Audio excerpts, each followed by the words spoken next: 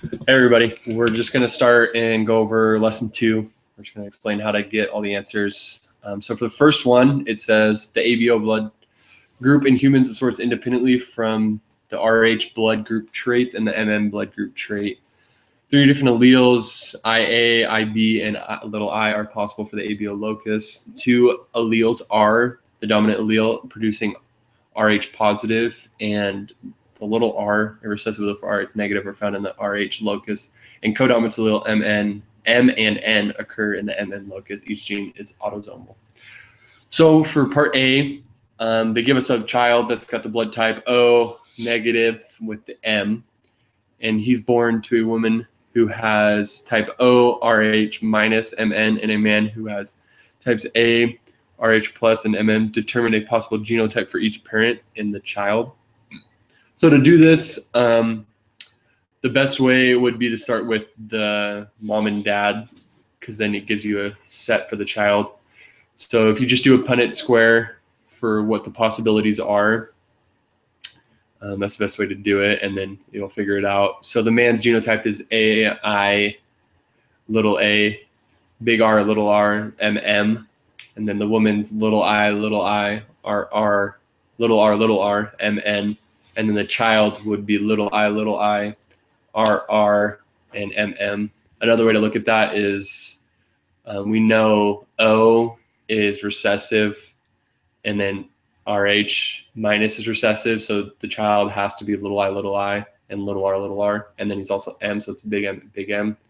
So there will help you figure out the thing, figure out his genotype and then the parents. So for B, so what proportion of the children born to a man with the certain genotype and a woman with the certain genotype as well will have blood types B, RH negative, and MN.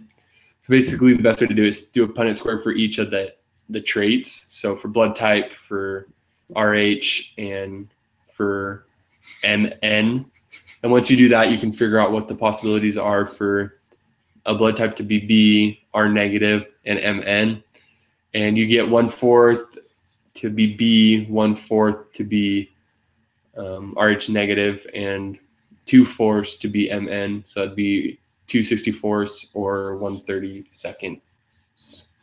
C, it's pretty much the same thing. You do the exact same process, but there's different genotypes there. So the answer, once you do the Punnett squares, you walk through and you get 1/4 A, 3/4 positive, 1/4 M, and that's 3/64. And then the last one, this guy's trying to say that the baby's not his. Don't know what type of man would do that. But basically you do the same thing. You figure out a Punnett square for both the parents and what the possibilities are. And then if it wasn't possible, there would be a 0. So let's say if he was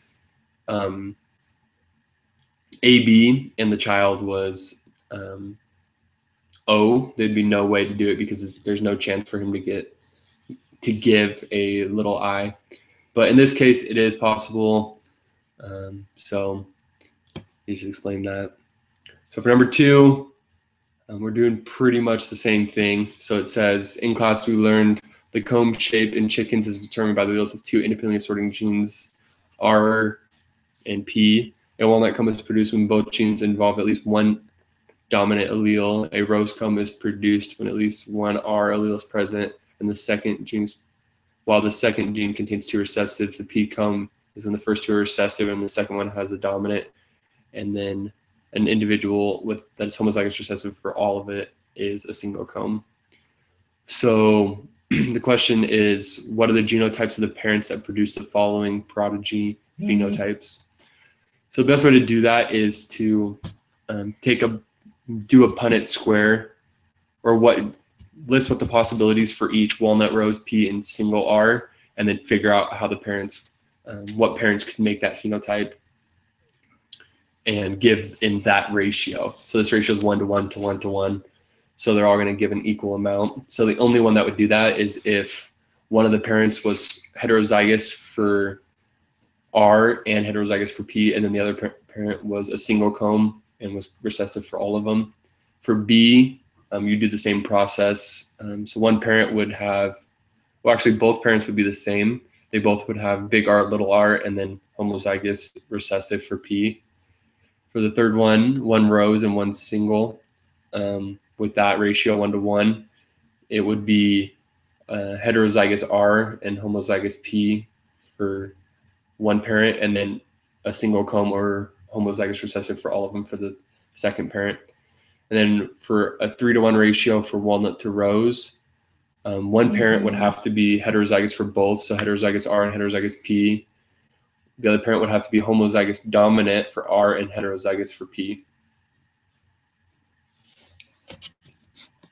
Okay. So for number 3, it's saying Palomino horses have a golden yellow coat, chestnut horses have a brown coat, and Cremello horses have a coat that is almost white. So it gives a bunch of crosses, and it gives the offsprings that would come from those. And question A says, explain the inheritance of these coat color phenotypes in horses. And so judging off the different crosses, you can tell that the coat color trait in horses displays incomplete dominance. And so we can see that because Palomino cross with Palomino gives all 3, but then chestnut cross with chestnut only gives chestnut, and Cremello cross with Cremello only gives Cremello. But then the chestnut and the Cremello creates only Palomino. So we can see that there is an incomplete dominance shown in that. And B says, indicate the possible genotypes for Palomino, chestnut, and Cremello horses. So for Palomino, it's a large C, little c. It's heterozygous. For chestnut, it's homozygous dominant, which is large C, and Cremello is homozygous recessive. And so again, we can tell that based on the different crosses that they give. So going into number 4, it's fill in the blanks. And so question A says, the enzyme encoded by the I subscript A and I subscript B alleles is called glycosyltransferase. That's the enzyme used. And if someone has type B blood, the enzyme adds the sugar galactose into the surface carbohydrates on their blood cells. Going into B, it asks, what is the genetic phenomenon where heterozygotes have a reproductive advantage over the 2 homozygote classes? And that's from overdominance. It gives the heterozygous an advantage over those that are homozygous. For C, it asks, what is the genetic phenomenon in which an individual does not express the phenotype specified by their genotype? And we can tell from the notes this is called incomplete penetrance. And for D, it asks, what is the genetic phenomenon where all the alleles, where the alleles of one gene mask the phenotypic effects of the alleles of a second gene? And that's called epistasis. So the next one, E, just asking what disease can be modified, can help this disease, what can be helped by just changing the diet, and that's PKU or phenylketonuria. That's found in the notes. And then F, so a Manx trait displays incomplete inheritance, while a 2-to-1 phenotype ratio among the offspring represents monohybrid cross suggests lethal inheritance. This is basically that if you don't have one of the alleles, so let's say it's a little m, as they use in the notes, if you don't have that, it's lethal, so it'll kill you. And that's in cats. This next one is talking about the maternal effect. So pretty much you need to just only look at that. And there's 2 effects. Basically, if it has any of the dominant trait, it's one. And if it doesn't, it's the other. So here it's 30% have big D, 30% have big D, little d, and 40% are homozygous recessive. So you can just add those 2 30% that have the dominant trait, and that's 60% are dextral. And then the other 40% are synstral because they don't have the dominant. And then we can do the same thing for the next one. It's just you take the females only, and basically it'll be the same. So 40% of the plants will be green, and then 60% will be white. Okay, so going into number 5, the question is, in guinea pigs, coat color is influenced by one gene with 4 different alleles, black, sepia, cream, and white. Probably saying sepia wrong, but whatever. These alleles show complete dominance in the order. So black is over sepia, is over cream, is over white. And so it asks us to determine the genotype and phenotypes of the parents that produced these different offsprings. And so question A, the offspring are 50% black. Their phenotype is 50% black and 50% sepia. So from doing a cross, we can tell that one of the parents is going to be black and one is going to be sepia. The genotype for the black parent is a large B, large S, and the genotype for the sepia guinea pig is going to be a large a large S and a large C.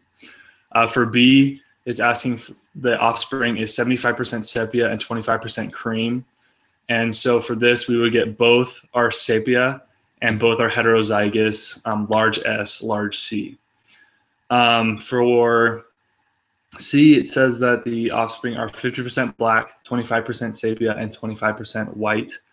And the parents for this would be, phenotype would be black, the genotype would be big B, big W, and the other phenotype would be sepia, and it would be a large S and a large W. And then for D, the offspring are 75% black and 25% white. And we can tell from this that it's a 3-to-1 ratio. They would be,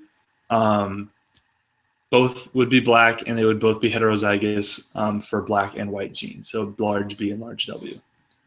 Thanks for tuning in. Sweet, that's it. Bye.